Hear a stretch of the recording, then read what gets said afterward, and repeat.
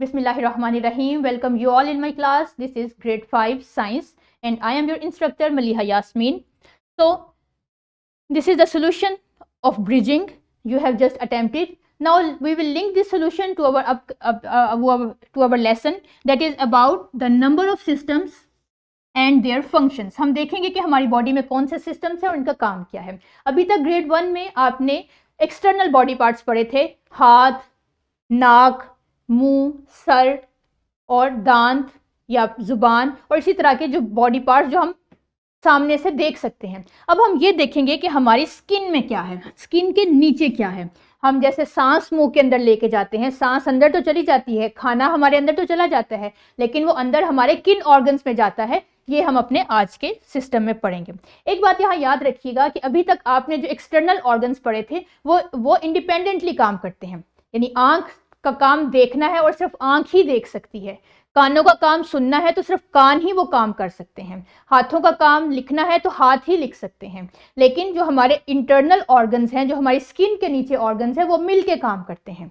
जैसे एक फंक्शन है खाना डाइजेस्ट करना, तो खाना डाइजेस्ट करना सिर्फ एक ऑर्गन का काम नहीं है, बल्कि 3 से 4 ऑर्गन्स खाने की डाइजेशन में हेल्प करते हैं. तो ऐसी सिचुएशन जहाँ पे ग्रुप ऑफ ऑर्गन्स मिल के काम करें और एक कॉमन टास्क को अचीव करें, उसे हम कहते हैं ऑर्गन सिस्टम्स. यानी ऐसा सिस्टम जिसमें 3, 4, 5 या ज़्यादा या कम ऑर्गन्स एक काम को अंजाम देने के लिए अपना अपना रोल प्ले करते हैं, उन्हें हम कहते हैं ऑर्गन सिस्टम्स. अब आते हैं हम अपनी एनिमेशन की तरफ, जिसकी मदद से हम आपको बेहतर तरीके से यह समझा सकते हैं. तो मूव टू द एनिमेशन. इसमें आप देखें कि कैसे मुख्तलिफ ऑर्गन सिस्टम्स मिल के स्ट्रक्चर बनाते हैं. ये आपके पास ह्यूमन बॉडी है, ये इसके एक्सटर्नल पार्ट्स हैं. हाथ, इसके हाथ हैं,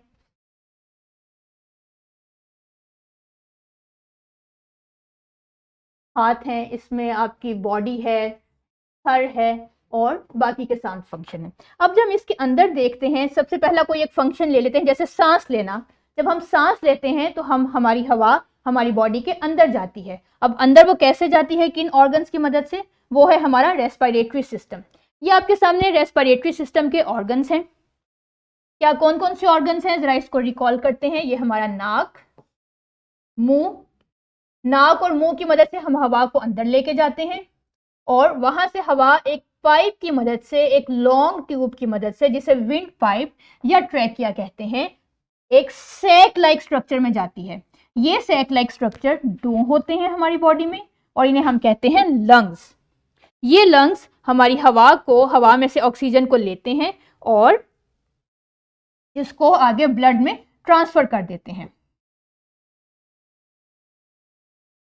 ये था हमारा रेस्पिरेटरी सिस्टम और इस रेस्पिरेटरी सिस्टम का काम ये है कि वो हवा से ऑक्सीजन को ले बॉडी के अंदर लेके जाए और बॉडी से कार्बन डाइऑक्साइड को रिलीज आउट करे, मूव करे.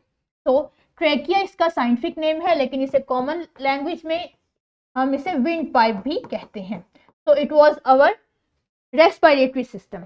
मैं अपने टीचर्स को थोड़ा सा समझाना चाहूँगी कि जब वो नेक्स्ट मूव करना चाहें, नेक्स्ट ऑर्गन सिस्टम की तरफ मूव करना चाहें, तो यहाँ आपके पास एक नीचे लिस्ट आएगी.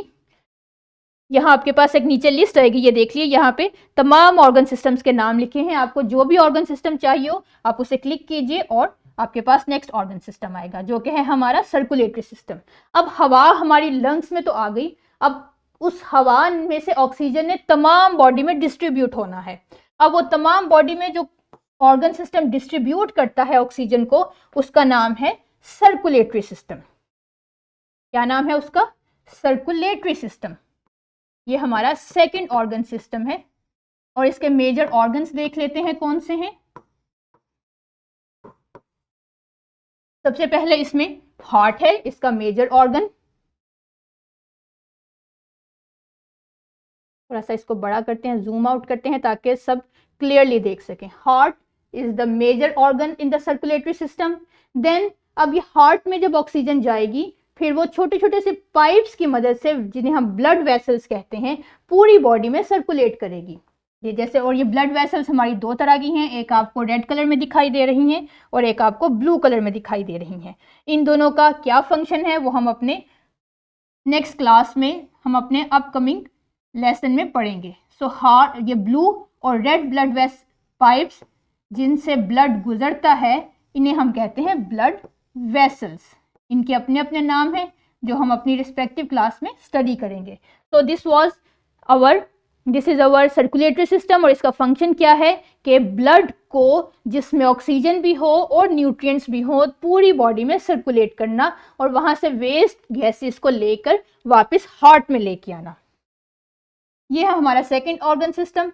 अब हमारा थर्ड ऑर्गन सिस्टम है नर्वस सिस्टम। ये नर्वस सिस्टम, इसके ऑर्गन्स देखते हैं। नर्वस सिस्टम के ऑर्गन्स हैं ब्रेन और नर्व्स। ये क्या करता है कि ये तमाम बॉडी से मैसेज को रिसीव करता है और इसे प्रोसेस करता है और इसका रिस्पॉन्स पूरी बॉडी तक वापस लेके जाता है। इसमें दो ही ऑर्गन्स हैं, ब्रेन और नर्व्स। सो आज की क्लास में हमने यही 3 ऑर्गन सिस्टम्स पढ़ने थे। आप इनको मजीद एक्सप्लोर कीजिए, मजीद इनके बारे में स्टडी कीजिए, और मैं टीचर से रिक्वेस्ट करूंगी कि वो बार बार ये एनिमेशन आपको दिखाएं। अब हम आते हैं अपने फॉर्मेटिव चेक की तरफ। फॉर्मेटिव चेक में कुछ पोर्शन आप किताब पे सॉल्व करेंगे, जैसे कि 2 MCQs हैं, और फिर आप मूव करेंगे अपनी वर्कबुक में। वर्कबुक में भी आप थ्राइव क्लास वर्क को सॉल्व करेंगे और फिर आप घर में कुछ काम करेंगे बी लिफ्ट 1 की हेडिंग के अंदर जो आपकी वर्कबुक में दिया गया है। ये पोर्शन सॉल्व करेंगे। अपना ख्याल रखिएगा। अब अगली क्लास में मिलते हैं। अल्लाह हाफिज।